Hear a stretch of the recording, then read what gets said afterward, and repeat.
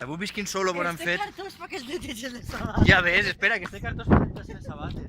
Estàvem interpretant la laureada banda sonora de Lawrence d'Aràbia, de Maurice Jarre, Peter O'Toole, com li diuen a l'altre, Peter O'Toole, ja no me recorde de quin era l'altre actor, el que fa també Hartum, com li diuen. Peter O'Toole és el Lawrence i l'altre, no me recorde. Omar Sharif. És un xicotet homenatge a Lionel Grau, capità de 1998, que la duia en repeat.